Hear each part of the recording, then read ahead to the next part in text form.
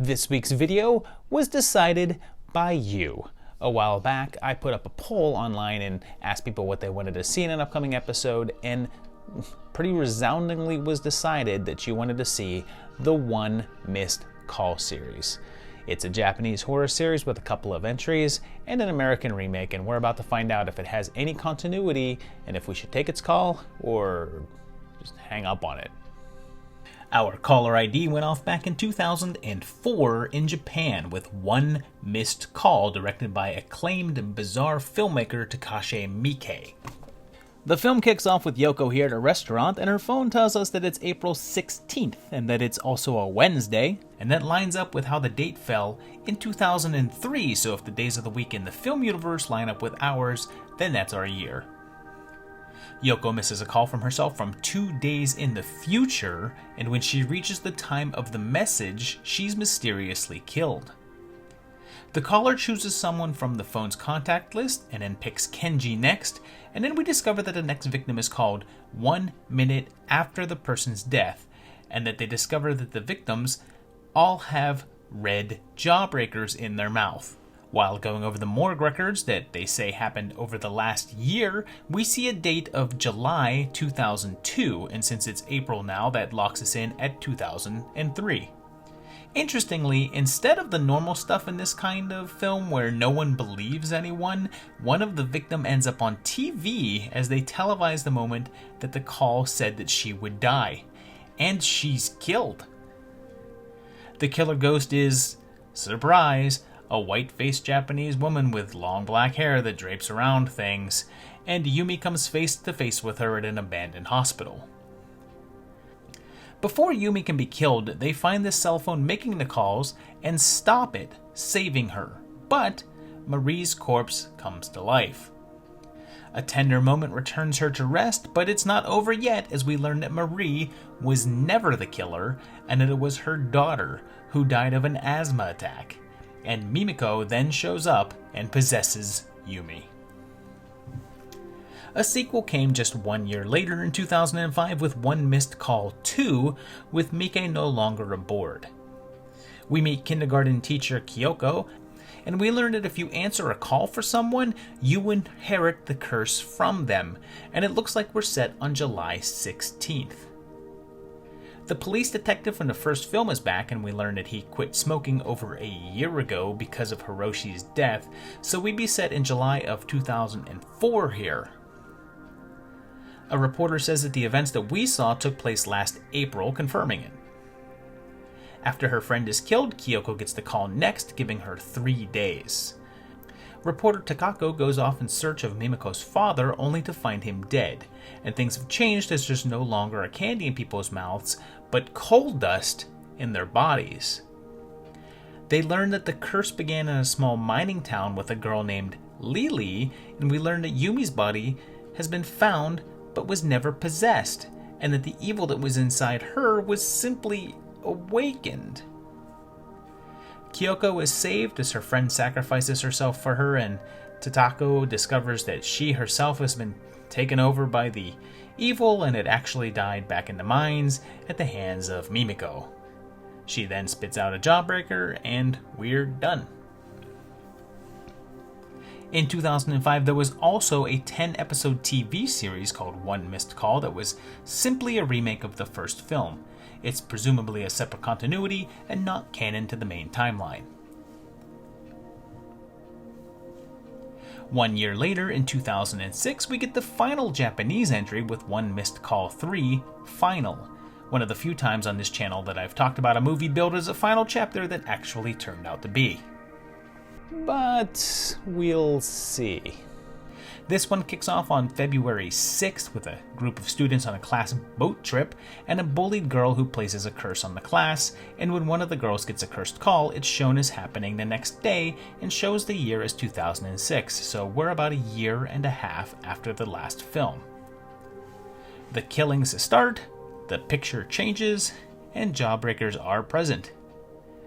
More people get the call, and how is this not a known thing by now?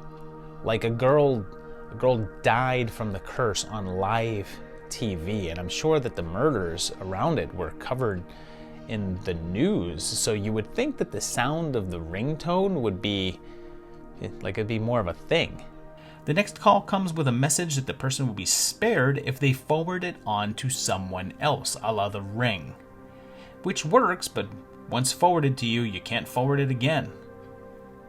The teachers say they're investigating but don't believe the stories about the cell phones, even though, highly publicized incidents like this occurred not that long ago. Finally, someone talks about the previous films and they do some online research and say the curse originated with Mimiko, I guess ignoring the whole Lily thing, and there's some ghost stuff in that the girl with the computer isn't Asuka after all, as she's still in a coma from a suicide attempt. And more people die in some bizarre ways.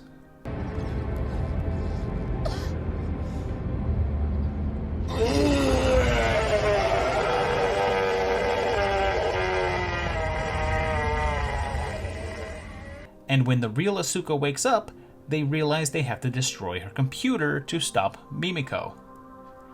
Emiri gets the call, which for some reason transports both her and Asuka to the school, where they face off with Mimiko, and they manage to overload the computer, and they do this by having everyone in the city all email it at the same time, which apparently, just warning you now, that will, I guess, destroy your computer. But Emiri's phone is still cursed, and Jinwo sacrifices himself for her. So that was it for the Japanese series, but of course there had to be an American adaptation since, Hollywood, and after The Ring and The Grudge remake were pretty damn good, and hey, even the American version of The Eye was okay. I'm sure this will be fine. Ah, damn. So in 2008, we saw One Missed Call, which kicks off with Megan Good getting killed and her phone making the next call. Our heroine is Shannon Sossamon, who, let's face it, is way better than this, and that psychic girl from Buffy is here too. They get the cursed call, and the phone shows the call from Monday, June 12th, and again, as long as that lines up with our calendar, that would most likely place it in 2006, since that's when that lines up. One of those McMullen brothers pops in and, hey, I thought it was June. I guess it's an early fall? There's all kinds of, spooky? Silly? Visions all around, and Leanne is killed in a partially visible special effect. Let's try looking at this again.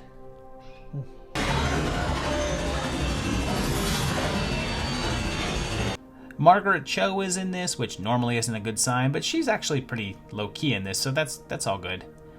The events kind of follow the original, except with more Leland Palmer, and then they find a record book for 2007. So we're not in 06, so the days just don't line up with our calendar then.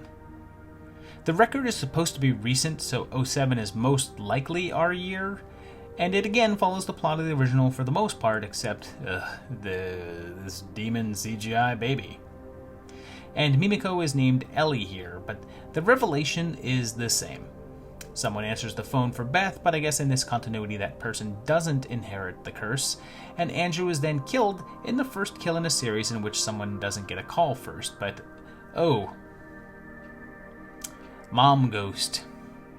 You couldn't have shown up like a minute earlier, Mom? Save 2 people instead of 1? I guess Ellie's still around though, as the cell phone calls someone else, but I guess no one answered since no sequel was made, even though it was apparently profitable. And before you can call this a typical Hollywood happy ending since Beth survives instead of the way Yumi ended up, just know that there's no way she's not taking the fall for killing a copier. So there you have it. It is 4 movies that just, I guess they make sense in terms of a date timeline, but they don't make any sort of sense in a continuity way. Lily shows up and then is never mentioned again. There's weird things with the rules, like If you answer the phone for somebody, does it do anything? Does it not do anything? Why was the forwarding of the calls only a thing in the third movie? So yeah, there's not a lot that makes sense, and I have to say that these are probably less enjoyable than I would have liked for a good old spooky J-horror series, especially one from Takashi Miike, who I expect quite a bit more from. I'd say if there was any that I liked the most, it was probably the third one, just because the concept of the whole forwarding the call thing added that extra wrinkle that made it a little bit more interesting plot-wise to me. And the American remake should be avoided at all costs. It's really terrible. Well, if you liked these, let me know down below. Maybe you think I'm wrong and think that these are some great movies, but they just felt like all of the J-horror tropes just